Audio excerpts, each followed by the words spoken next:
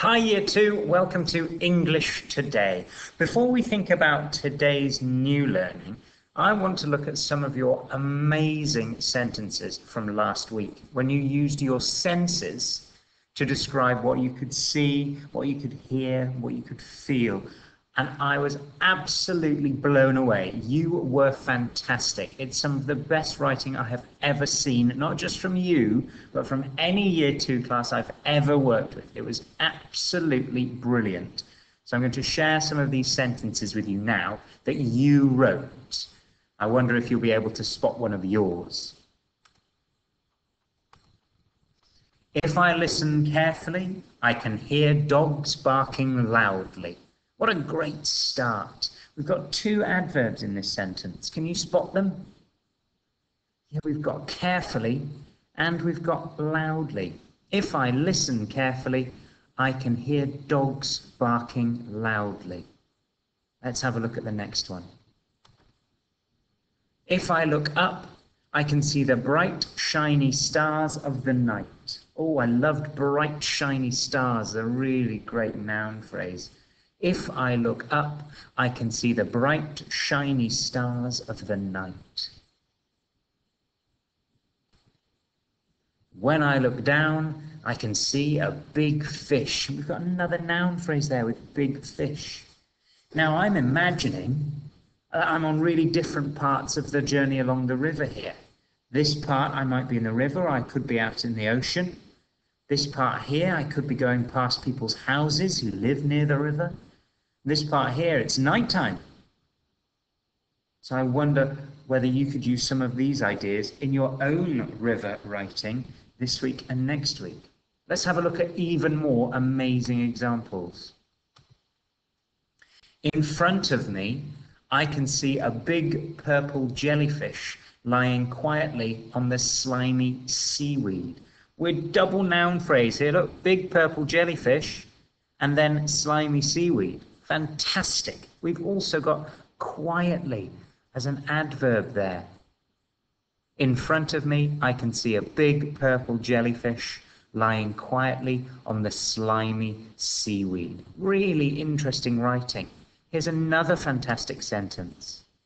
In the distance, I can hear the snoring of the silver moon who is sleeping soundly. I loved this sentence.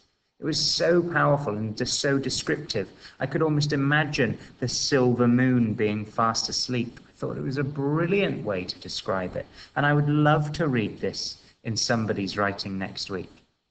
In the distance, I can hear the snoring of the silver moon who is sleeping soundly. Brilliant. Here's another great sentence.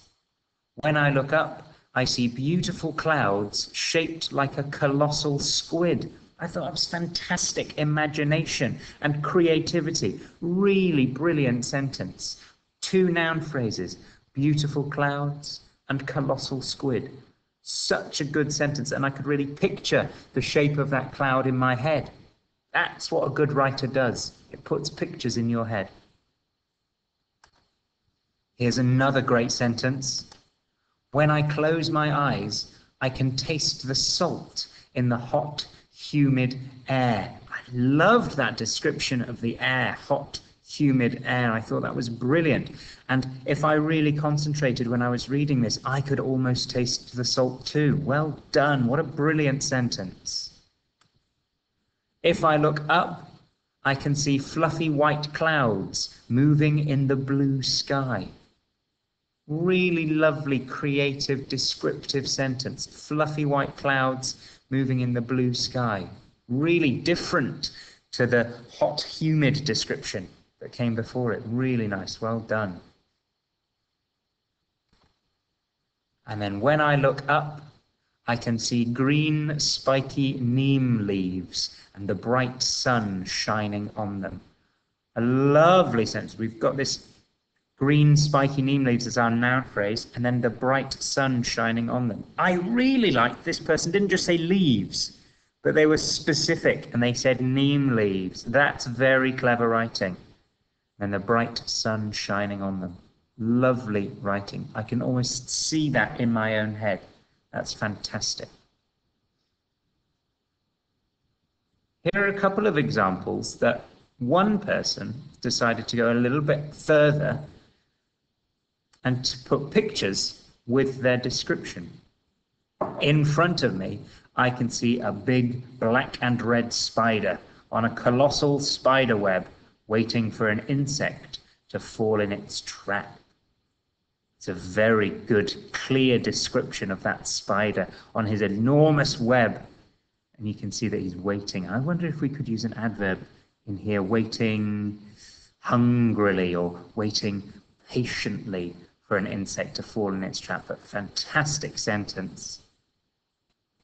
And here's another one. If I look up, I can see the beautiful blue golden sky watching over me and shining over the glittery blue sea gently. I thought that was a lovely description that matched this picture perfectly. Beautiful blue golden sky with noun phrases there, watching over me and shining over the glittery blue sea gently. Lovely sentences. Well done, everybody. There was a lot of writing on Friday last week. There isn't any writing today in English at all. There might be in phonics, there might be in IPC, but our English today is very artistic. On your class dojo, you'll see something that looks like this. In these 4 boxes, I would like you to draw pictures of places you could see along your river. Now, if you like, you can go back to the story A River that's on YouTube and look at all of the things that the main character saw, like the farms or the factories, and use some of those ideas, or come up with ideas of your own, or have a look at some of the pictures that I'm about to show you, and you could use those in your design. So when you've decided what you're going to draw, you draw 4 different boxes, 4 different pictures of places you could see along the river. If you don't have a printer and you can't print off this grid, that's fine. 1 piece of paper, you could fold it or draw lines to make quarters. If you wanted to do a bit of internet research and your grown-ups say, yeah, that's absolutely fine, I can help you with that, you could try and find some other ideas. But I've got plenty for you now, and there are some on Class Dojo as well. This is the sort of thing you might see along the river. It's very calm, it's very flat, got the beautiful reflection in the water. In the distance, a snowy mountain range. You might decide to draw something like this. I love the still water. It's very different from some other pictures coming up. This is a river that runs in a deep canyon. It's got the canyon walls on either side. And these clouds, like this person the person who took this photograph is standing above the clouds. You might be able to see these fluffy white clouds in the canyon, or the steep canyon walls. It's another idea that you could use today in your pictures. Remember, it's not just things that you can see around you, it's things that you can see underneath you. Here's a picture of some fish. In the story A River, the main character looked over the edge of her boat, and when I peer over the edge of my boat, I can see lots of fish swimming in and out of the light. You could have something similar. I quite like this as a picture because it really shows the line of the water. Quite clever to draw a picture like that. Another idea coming up for you. Very different river. Look at that. I mean, these rocks look like they're from another planet, don't they? Stripy rocks with holes in them, some sharp edges, some smooth edges, and look at the water. Churning, boiling water, but it's brown. It isn't like some of the other pictures of the beautiful clear water where those fish were swimming. This is brown water. And this is actually in Savo East. This is the Lugard Falls. Amazing picture that you could think of something different. Remember, that water's not always going to be still. Some parts of the river might be rough. It's also not going to always be warm. Look at this one. Wow! We've got this bridge going across the frozen river, and then this tree here with its frozen branches. looking like icy fingers reaching out. You could have something like this in your... I think the sunlight in this one is beautiful as well, because the sunlight is just catching those frozen branches.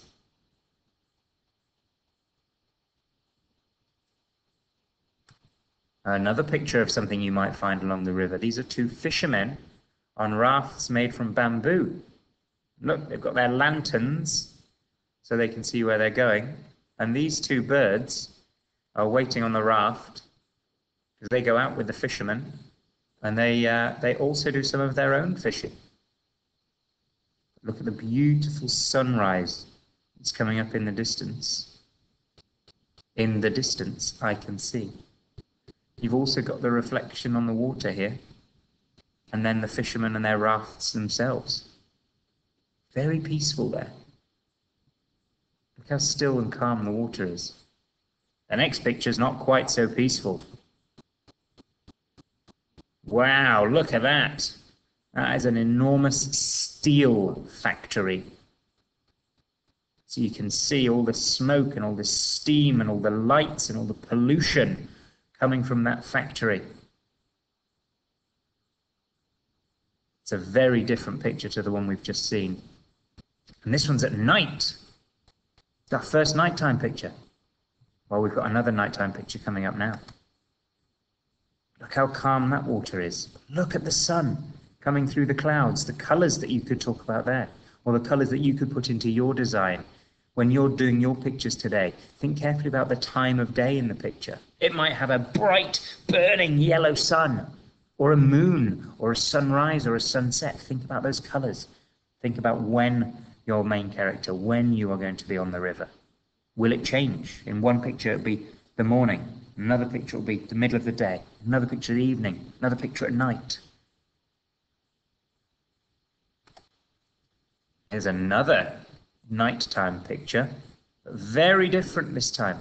You've got the castle lit up with its tall turrets stretching to the sky. This bridge here with its arches, this stone bridge reaching across the river. And in the next picture, I took some inspiration from the storm. It was a rainstorm with big waves in a river. I didn't choose a rainstorm. I chose this one. Wowee! Look at that. You could do something similar for your A River story. Because it would be great if there was an element that was scary. In A River, there was the waterfall, but there was also the rainstorm. The waves were getting bigger. What could you have in your story? You don't have to stop at 4. If you've done 4 pictures today, you could do some more. Remember, the more ideas you have, the more you'll be able to use in your story. So it's over to you now. 4 boxes, 4 pictures. I'd love to see them beautifully drawn and beautifully coloured in, using your very best creative, imaginative ideas.